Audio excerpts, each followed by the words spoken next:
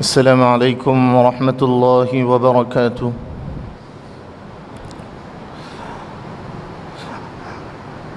الحمد للہ رب العالمین، والصلاة والسلام على سید المرسلین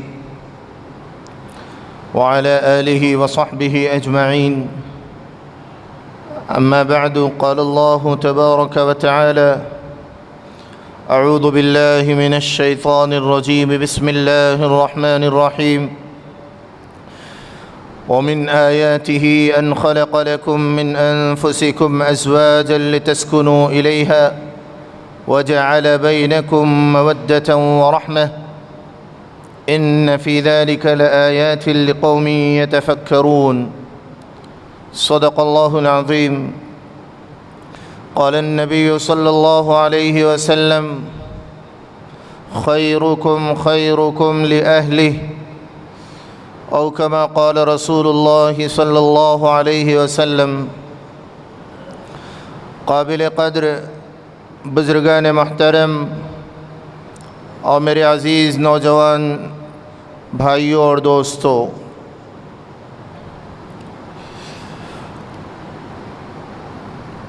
نکاح اسلام میں ایک اہم ترین عبادت ہے۔ نکاح کے ذریعے سے ایک خاندان وجود میں آتا ہے، نکاح کے ذریعے سے ایک معاشرہ وجود میں آتا ہے، نکاح کے ذریعے سے سینکڑوں عبادتیں اس ایک عبادت سے انجام پاتی ہیں۔ نکاح کا جو مقصد ہے وہ اللہ کی رضا کے لیے انسان اپنی ضرورت کی تکمیل بھی کرتا ہے، اور پھر قرآن کریم نے جو بیان فرمایا ہے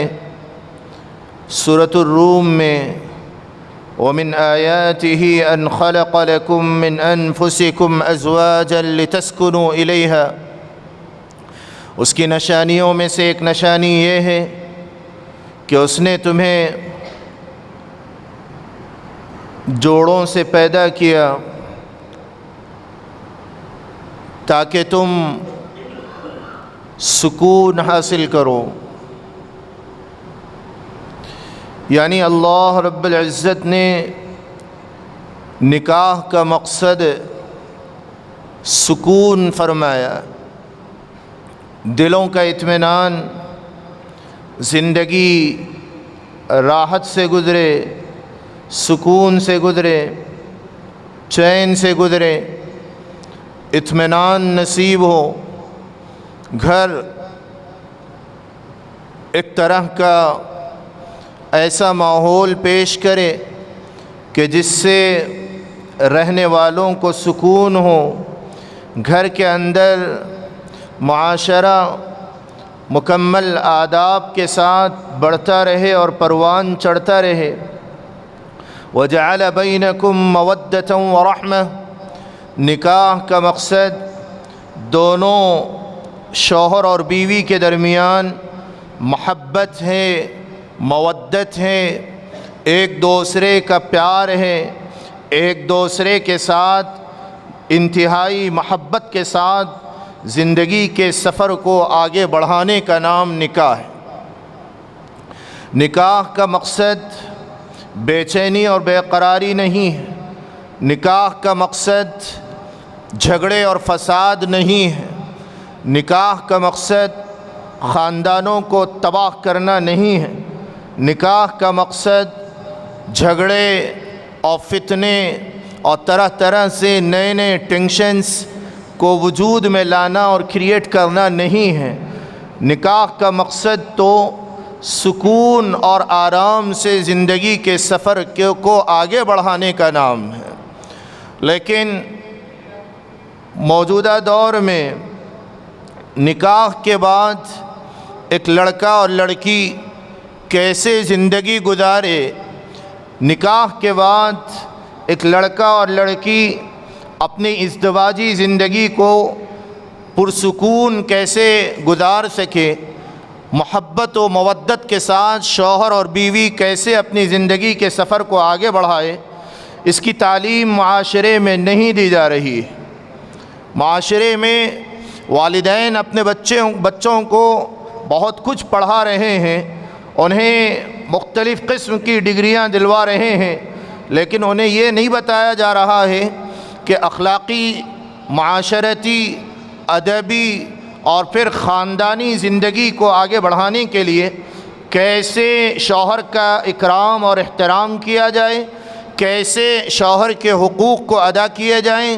کیسے شوہر اپنی بیوی کے ساتھ محبت کے ساتھ زندگی گزارے، کیسے اپنی بیوی کو شوہر انتہائی محبت کے ساتھ اور بیوی کے حقوق کو شوہر ادا کرے، شوہر کے حقوق کو بیوی ادا کرے، اور دونوں خاندان والوں کے حقوق کو بہت ہی احسن طریقے پر انجام دے سکیں۔ اس کا سبق آج نہ لڑکے کے والدین لڑکے کو پڑھا رہے ہیں اور نہ لڑکی کے والدین لڑکی کو پڑھا رہے ہیں۔ ایک سسرال میں لڑکی جا رہی ہے نکاح کے بعد تو اس کو والدین یہ نہیں پڑھاتے ہیں اور اس بات کا سبق اور اس بات کی تعلیم نہیں دیتے ہیں کہ وہ اپنے شوہر کے ساتھ کیسے زندگی گزارے، وہ اپنے شوہر کا کیسے اکرام کرے اور شوہر کی فرمانبرداری اور اطاعت شعاری کیسے کرے، اور شوہر کے والدین کا کیسے اکرام کرے، اور شوہر کی کیسے خدمت کرے، اور اس کو کیسے خوش کرے، اور اس کو کیسے راضی رکھے، اور پھر اس کے ساتھ گفتگو کا انداز کیسے ہو، اس کے ساتھ بات کرنے کا لہجہ کیسا ہو، اور اس کی خدمت کو کیسے کیسے انجام دیں، اس بات کا سبق والدین اپنی بچیوں کو نہیں پڑھا رہے ہیں، جس کے نتیجے میں معاشرہ سب کچھ رکھنے کے باوجود، سب کچھ رہنے کے باوجود بھی معاشرہ ایک جہنم کا منظر پیش کر رہا ہے۔ بے چینی اور بے قراری بڑھتی جا رہی ہے، گھروں میں لڑائیاں، فتنے اور فساد، قتل و غارت گری کے واقعات بڑھ رہے ہیں، اور طرح طرح سے واقعات بڑھتے بڑھتے طلاق کی منزل تک نوبت پہنچ رہی ہے، اور سینکڑوں لڑکیاں مطلقہ ہو رہی ہیں، سینکڑوں لڑکیوں کی زندگی تباہ ہو رہی ہیں۔ شوہر کو ذمہ دار قرار دیا جاتا ہے، جہاں شوہر مجرم ہوگا وہیں ماں باپ بھی اس کے ذمہ دار برابر کے ٹھہریں گے، کیونکہ انہوں نے اپنی لڑکی کو سب کچھ پڑھایا، لیکن تربیت کے معاملے میں کہ وہ اپنے شوہر سے کیسے بات کرے، وہ اپنے شوہر کی کیسے خدمت کرے، شوہر کا مقام کیا ہے، شوہر کا مرتبہ کیا ہے، شوہر کے والدین کا مقام اور مرتبہ کیسا ہے، ان کو کیسے ریسپیکٹ دے کر بات کرنا چاہیے، ماں باپ نے نہیں سکھایا۔ اولاد کی تربیت کیسے کریں، والدین نے نہیں بتایا ہے۔ سینکڑوں خاندان آج تباہ ہو رہے ہیں تربیت کے نہ ہونے کے نتیجے میں، تربیت کے نہ ہونے کے نتیجے میں۔ قرآن کریم میں رب ذوالجلال نے ارشاد فرمایا واللہ لا يحب الفساد، اللہ رب العزت فساد کو پسند نہیں فرماتے، اللہ لڑائی اور جھگڑے کو پسند نہیں کرتے۔ لڑائیاں جس گھر میں ہوتی ہیں وہ گھر بے برکتی کا اڈا اور مرکز بن جاتا ہے، وہاں سے برکتیں اٹھا لی جاتی ہیں، وہاں سے اللہ کی رحمتیں اڑ جاتی ہیں،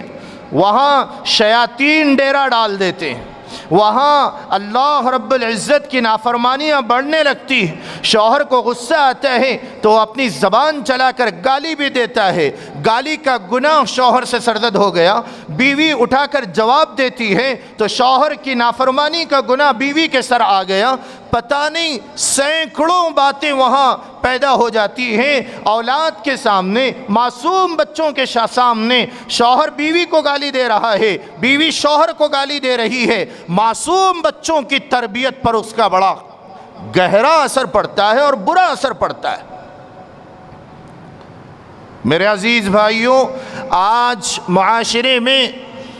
یہ مسئلہ انتہائی نازک سے نازک ہوتا جا رہا ہے۔ نکاح تو بہت ہی شوق کے ساتھ میں اور نکاح مالداری کی بنیاد پر انجام دیے جا رہے ہیں، نکاح پڑھائی اور دنیاوی ڈگریوں کو دیکھ کر دیے جا رہے ہیں، نکاح بھئی لڑکا یو ایس کا سٹیزن ہے نہیں ہے اور پھر کینیڈا کا اس کو پی آر مل چکا ہے یا نہیں مل چکا ہے، اس طرح بار بار اس طرح کا اسٹیٹس دیکھ کر نکاح کو انجام دیا جا رہا ہے۔ لڑکے کی اخلاقی حالت بد سے بدتر ہے، لیکن لڑکی والوں کو اس کا شعور تک نہیں ہے کہ اس کو پتہ کر سکیں، اور لڑکی والے مال دولت اور ڈگریاں اور پھر فورن میں رہنے والا ہوں، اچھی جاب کر رہا ہوں، اچھے پیسے کما رہا ہوں، اخلاقی حالت کا نہ تو جائزہ لیا جا رہا ہے نہ پوچھا جا رہا ہے۔ میرے عزیز بھائیوں، آج یہی وجہ ہے کہ شرمناک واقعات، طلاق اور خلا کے شرمناک واقعات آج مسلمانوں کی پیشانی کو پر داغ لگا رہے ہیں، اور پھر مسلم معاشرہ بدنام ہو رہا۔ کون اس کا ذمہ دار ہے؟ ذمہ دار معاشرے کا ہر فرد ہے، معاشرے کے والدین ذمہ دار، معاشرے کے بھائی ذمہ دار، معاشرے کا ایک ایک فرد ذمہ دار ہے۔ کیونکہ لڑکے کی تربیت اس طرح نہیں ہوئی کہ ایک بیوی کے ساتھ میں کیسی زندگی گزاری جاتی ہے، بیوی کے حقوق کیا ہیں، لڑکے کو نہیں بتایا گیا، اسی طرح لڑکی کو نہیں بتایا گیا کہ شوہر کے حقوق اور شوہر کی ذمہ داریاں کیا ہوتی ہیں۔ میرے عزیز بھائیوں، معاشرے نے، اسلام نے زندگی گزارنے کے ہر شعبے میں طریقہ بتلایا ہے۔ قرآن کریم نے فرمایا لَقَدْ كَانَ لَكُمْ فِي رَسُولِ اللَّهِ أُسْوَةٌ حَسَنَةٌ لِمَنْ كَانَ يَرْجُو اللَّهَ وَالْيَوْمَ الْآخِرَ وَذَكَرَ اللَّهَ كَثِيرًا۔ نبی رحمت صلی اللہ علیہ وآلہ وسلم کے بارے میں قرآن مقدس یوں کہتا ہے کہ رسول اللہ صلی اللہ علیہ وسلم کی مبارک زندگی میں تمہارے لیے زندگی کا ایک ایک حصہ نبی کی زندگی میں آئیڈیل بننے کے لیے ملتا ہے۔ نبی پاک صلی اللہ علیہ وآلہ وسلم کی مبارک زندگی کو اپنے لیے آئیڈیل بنائے، مسلمان اپنے آگے رکھے، اور پھر زندگی کے ہر شعبے میں اللہ کے رسول کی تعلیمات کی روشنی میں اپنی زندگی کو چلائے، تو پھر زندگی خوشگوار بن سکتی ہے اور زندگی آرام سے گزر سکتی۔ نبی رحمت صلی اللہ علیہ وآلہ وسلم جب کبھی اپنے گھر تشریف لاتے، اما جان حضرت عائشہ صدیقہ رضی اللہ عنہ فرماتی ہیں کہ اللہ کے نبی جب کبھی حجرہ مبارکہ میں تشریف لاتے تھے تو آقا کے چہرے پر مسکراہٹ نمایاں طور پر نظر آتی تھی۔ قیامت تک آنے والے ایک ایک امت کے ایک ایک شوہر کو اللہ کے نبی نے یہ پیغام دیا ہے کہ جب کبھی اپنے گھر میں داخل ہوں تو چہرے پر مسکراہٹ ہونی چاہیے اور خوشگوار ماحول کے ساتھ گھر میں جانا چاہیے۔ اتنا ہی نہیں، نبی رحمت صلی اللہ علیہ وآلہ وسلم سلام کر کے اپنے گھر میں داخل ہوا کرتے تھے۔ سلام کرنے سے اللہ کی رحمتیں گھر میں داخل ہوتی ہیں، سلام کرنے سے محبتیں بڑھتی ہیں، سلام کرنے سے الفتیں بڑھتی ہے، سلام کرنے سے اللہ کی سلامتی کا نزول گھر کے اندر ہوتا ہے۔ سلام کا رواج ختم ہو گیا۔ اندر آنے کے بعد ام المومنین حضرت عائشہ صدیقہ رضی اللہ عنہا سلام کا جواب دیتی ہیں، اور پھر نبی رحمت صلی اللہ علیہ وآلہ وسلم کی ازواج مطہرات امہات المؤمنین کے اسباق کو پڑھنے سے پتہ چلتا ہے کہ شوہر گھر آنے کے بعد مسکرا کر شوہر سے خیریت دریافت کرے، شوہر کی خدمت میں پانی پیش کرے، اور شوہر سے کچھ ایسی بات کرے کہ شوہر کو مزید اس کا دل بہل جائے، اس کی مسکراہٹ میں اضافہ ہو جائے۔ ایسا نہیں ہونا چاہیے کہ شوہر گھر میں آئے، شکایتوں کے دروازے کھل گئے، تمہارے باپ نے اس طرح کیا، تمہاری اماں نے اس طرح کیا، تمہارے بھائی نے اس طرح کیا، تمہارے بچے میری جان پہ لگ گئے، طرح طرح کی واہیات اگر عورت بکنے لگے گی تو پھر اس کے بعد وہ وہاں لڑائیاں اور فتنے جنم لیں گے، وہاں اختلافات بڑھنے لگیں گے، وہاں رحمتوں کا نزول نہیں ہوگا، وہاں پیار اور محبت نہیں بڑھے گی، وہاں تو نفرتیں پیدا ہوگی کہ باہر سے مکمل آفس کا کام کر کے جاب کر کے تھک کے آیا تھا اور اسے پتہ نہیں تھا کہ گھر کا ماحول کیا ہے، آنے کے بعد کم از کم نہ اسے پانی پوچھا گیا، وہ پیاس کی شدت میں دھوپ سے گھر آیا ہے اور پھر بھوک بھی لگی ہے، نہ اس کو کھانے کی فکر ہے نہ اس کے پینے کی فکر ہے، بس شکایتوں کا دروازہ کھل گیا۔ بیانی ہی اسی طرح شوہر کی بھی یہ ذمہ داری ہے کہ وہ لڑکی کی یعنی اپنی بیوی کی خیریت دریافت کرے، صبح سے شام تک کے ماحول کو اور اس کے اوقات کا جائزہ لے کہ کیسے تمہارے اوقات گزرے۔ آنے کے بعد اکثر و بیشتر دستر لگایا جاتا ہے، دستر بچھایا جاتا ہے، یا پھر بہت سی جگہ تو ایسے کہ رات 11 اور 12 کبھی نائٹ ڈیوٹیز ہوتی ہے، نائٹ شفٹنگ میں اکثر نوجوان رات کی جاب کرتے ہیں، تو صبح آئے تو آرام کرنے لگے، رات میں جاب کرنے لگے، جب گھر آئے کم از کم ایسا موقع ہفتے میں ایک دفعہ بھی نہیں آتا کہ شوہر اپنی بیوی کے ساتھ بیٹھ کر دسترخوان پر مسکرا کر کھانا کھا سکے۔ بیوی بات کر رہی ہے، شوہر سیل فون میں مصروف، یا شوہر بات کر رہا ہے، بیوی اپنے سیل فون میں بزی ہے۔ آپ بتائیے کہ شوہر اور بیوی میں محبت کیسے پیدا ہوگی؟ نبی رحمت صلی اللہ علیہ وآلہ وسلم نے امت کو یہ تعلیم سکھائی ہے، اپنی بیوی کی خوبیوں پر تعریف کریں، اور پھر بیوی کو یہ تعلیم دی ہے کہ وہ اپنے شوہر کی خوبیوں پر تعریف کرے۔ نبی رحمت صلی اللہ علیہ وآلہ وسلم نے ایک دفعہ حضرت عائشہ صدیقہ رضی اللہ عنہا سے فرمایا، آقا مسکرا رہے ہیں اور یوں آپ نے ارشاد فرمایا، کھجور مکھن سامنے رکھا ہوا ہے، اللہ کے نبی علیہ السلام نے فرمایا، اے عائشہ، کھجور اور مکھن کھانے میں مجھے جو لذت ہے اس سے زیادہ مرغوب میری نگاہ میں تم ہو، فرمایا۔ اما جان ہے عائشہ رضی اللہ عنہا نے فوراً اپنے سر کو جھکایا، مسکرائی، اور آپ نے فوراً فرمایا، اے اللہ کے رسول صلی اللہ علیہ وسلم، آپ کے مبارک چہرے کو دیکھنا اور آپ کو مسکراتا دیکھنا مجھے شہد اور مکھن کھانے سے زیادہ مرغوب ہے، فرمایا۔ نبی رحمت صلی اللہ علیہ وآلہ وسلم نے امت کو یہ تعلیم دی ہے، اور ام المومنین حضرت عائشہ رضی اللہ عنہا نے امت کی مستورات کو یہ تعلیم دی ہے کہ کیسے اپنے خاوند کے ساتھ بات کریں، کیسے اپنے خاوند کی خوبیوں کو بتائیں۔ شوہر اگر کوئی چیز گھر میں لائے تو اس کا شکریہ ادا کریں، یہ اسلامی تعلیم ہے، اس میں عیب نہ لگائے۔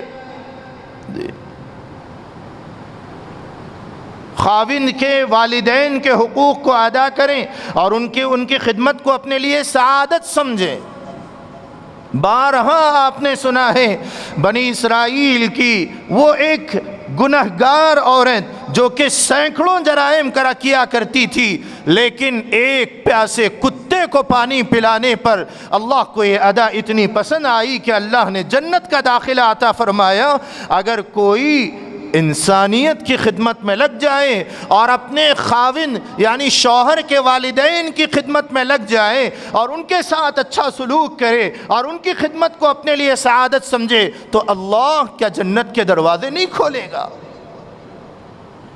یاد رکھیں، بالخصوص آج کے اس دور میں اولاد کی تربیت کے سلسلے میں بھی ماں باپ اتنے غافل ہو رہے ہیں کہ سیل فون کا جو آلہ ہے الامان والحفیظ، انٹرنیٹ کی وبا نے، سیل فون کی وبا نے اور پھر سوشل میڈیا کی بزی لائف نے انسان کو اتنا محو کر رکھا ہے کہ شیر خوار معصوم بچے، دودھ پیتے بچے دودھ پی رہے ہیں اپنے ماں کے پاس، اور اس عالم میں بھی گانے اور سیریل چل رہے ہیں سیل فون میں۔ اولاد کی تربیت کیا ہوگی؟ کل وہ اولاد جوان ہوگی تو ان کے سینوں میں قرآن کا شوق کیسے پیدا ہوگا؟ ان کے سینوں میں قرآن پاک کی تلاوت کا شوق بڑھے گا یا گانے گانے کا یا گانے سننے کا شوق بڑھے گا؟ ان کے سینوں میں نماز کا شوق بڑھے گا یا ان کے سینوں میں ناچنے کا ذوق بڑھے گا؟ آج یہی وجہ ہے کہ سینکڑوں ماں باپ اپنے بچوں کے لیے سب کچھ قربان کر کے اپنی زندگی کی ساری کمائی اپنے اولاد پر لگا دیتے ہیں۔ باپ بوڑھا ہو جاتا ہے، ماں بوڑھی ہو جاتی ہے، اولاد جوان ہو رہی ہے، باپ کا انتقال ہو گیا، ماں کا انتقال ہو گیا، سگی اولاد اپنے باپ کا جنازہ نہیں ادا کر پاتی ہے، اور قبر میں جب رکھا جاتا ہے تو باپ کی قبر پر ٹھہر کر کم از کم سورہ فاتحہ کی تلاوت نہیں کی جاتی۔ میرے عزیز دوستو، اللہ کے لیے اپنے اولاد کی تربیت صحیح کریں، اور یہ یاد رکھیں کہ جو بچہ جو ماں باپ اپنے اولاد کی صحیح تربیت کریں، اپنی اولاد کی اچھی تعلیم و تربیت کا انتظام کریں، باپ کا یا ماں کا انتقال ہو جائے اور ماں کو قبر میں رکھا جائے یا باپ کو قبر کے گڑھے میں رکھا جائے، مٹی ڈال کر لوگ پیچھے ہٹ رہے ہوں، اور پھر باپ کا بیٹا، جوان بیٹا یا ماں کا جوان بیٹا قبر پر ٹھہرتا ہے اور ماں کی قبر پر بسم اللہ الرحمن الرحیم الحمدللہ رب العالمین الرحمن الرحیم کہہ کر تلاوت کرتا ہے، تو میرے دوستو وہی لمحہ ہوتا ہے منکر نکیر قبر میں آ جاتے ہیں، اللہ کی طرف سے فرشتے آ رہے ہیں، اور بچہ قبر پر ٹھہر کر اندر ماں باپ سے من رب کا سوال ہو رہا ہے، بتاؤ تمہارا رب کون ہے؟ بیٹا قبر پر ٹھہر کر الرحمن الرحیم کہہ رہا ہے۔ وہ رب رحمان ہے، وہ رب رحیم ہے، انتہائی مہربان ہے، تو اللہ کو کتنا پیار آتا ہوگا اس قبر پر کہ جس قبر پر ٹھہر کر بیٹا اللہ کے کلام کی تلاوت کر رہا ہو، باپ کو اور اللہ کو رحمان کہہ رہا ہو، اللہ کو رحیم کہہ رہا ہو، تو اس قبر پر عذاب ہوگا یا رحمتوں کا نزول ہوگا؟ میرے عزیز دوستو، والدین کو چاہیے کہ اپنی اولاد کی تربیت پر زور دیں، اور بالخصوص اپنی بچیوں کو بتائیں کہ کیسے شوہر کے حقوق ادا کیے جاتے ہیں۔ ایک دفعہ نبی رحمت صلی اللہ علیہ وآلہ وسلم سیدہ فاطمہ الزہرا رضی اللہ عنہا کے مکان تشریف لاتے ہیں، اور پھر آنے کے بعد اپنی بیٹی سے فرماتے ہیں کہ بیٹی چلو ایک دو چار دن اپنے ابو کے گھر ہو کے آئے، دو چار دن اپنے ابو کے گھر میں رہ کے آ جائے۔ بیٹی کہتی ہے ابا جان، جس وقت میں نکاح آپ نے اپنی بیٹی کا کروایا، علی مرتضیٰ سے جس وقت میں نکاح ہو رہا تھا، نکاح سے پہلے آپ نے اپنی بیٹی کو سینے سے لگایا اور چند جملے ارشاد فرمائے تھے۔ ابا جان، ان میں ایک جملہ آپ نے یہ بھی کہا تھا کہ بیٹی آج کے بعد ابو کی مرضی نہیں چلے گی بلکہ تمہارے خاوند علی مرتضیٰ کی مرضی چلے گی۔ تو ابا جان ابھی علی گھر پہ نہیں ہے، میں کیسے آپ کے ساتھ چلوں؟ علی آ جائیں تو میں اجازت لے لوں گی۔ اللہ کے رسول صلی اللہ علیہ وآلہ وسلم خوش ہو رہے ہیں اپنی بیٹی کے جواب کو سن کر۔ بیٹی فاطمہ نے فرمایا ابا جان اگر علی اجازت دے دیں تو بیٹی آپ کے ساتھ چلے گی، اگر علی انکار کر دیں تو آپ ناراض نہ ہو جانا۔ نبی رحمت صلی اللہ علیہ وآلہ وسلم نے اپنی لخت جگر فاطمہ سے یوں نہیں فرمایا کہ علی آئیں گے تو اس وقت تک میں انتظار کروں، نہیں، نبی رحمت صلی اللہ علیہ وآلہ وسلم سیدہ فاطمہ کے کمرے کے کونے میں بیٹھ گئے۔ اللہ کے نبی صلی اللہ علیہ وسلم انتظار کر رہے ہیں علی مرتضیٰ کی آنے کا۔ سیدنا علی رضی اللہ عنہ جب تشریف لاتے ہیں، اندر آتے آتے مسکرا کر سلام کے بعد پوچھتے ہیں فاطمہ کیا ابو آئے ہیں؟ نبوت کی خوشبو آ رہی ہے۔ سیدہ فاطمہ فرماتی ہیں ہاں ہاں اے میرے خاوند ابو جان آئے ہیں، اور یوں کہتے ہیں، یوں فرما رہے ہیں کہ فاطمہ کو اپنے گھر لے جانا چاہتے ہیں، اے علی اگر آپ اجازت دیں تو میں ابو کے ساتھ جاؤں گی۔ میرے عزیز دوستو،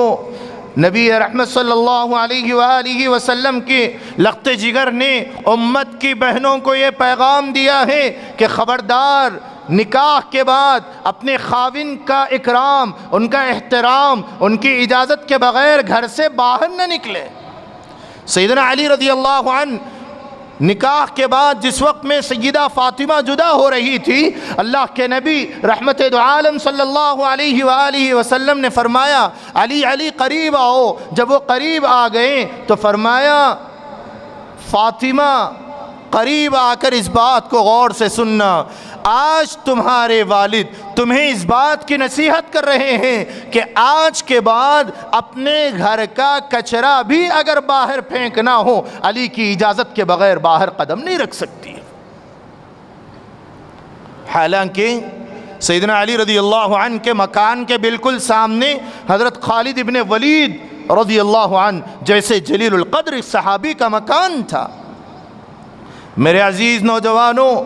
یہ پیغام دیا ہے اللہ کے نبی علیہ السلام نے کہ اے بہنوں، نکاح کے بعد اپنے خاوند کا احترام کرو، خاوند کی اجازت کے بغیر گھر سے باہر نہ نکلو۔ شریعت نے بتایا 10 سال کے اگر ہو جائیں سگے بھائی اور سگی بہن ایک ساتھ بیٹھ کر ایک ساتھ آرام نہیں کر سکتے ہیں، ایک ساتھ خلوت میں نہیں رہا کر سکتے ہیں، تو آج تو جہاں چاہے بازار کو جا رہے ہیں، جہاں چاہے بازار میں پھر رہے ہیں، شریعت اس بات کی اجازت کیسے دے سکتی ہے؟ اللہ سے دعا کریں اللہ تعالیٰ مجھے اور آپ کو اسلام پر مکمل طور پر عمل پیرا ہونے کی اور شریعت کو اپنی سامنے رکھ کر اللہ کے نبی کی سیرت مبارکہ کو پڑھنے اور اس پر عمل کرنے کی، اور شوہر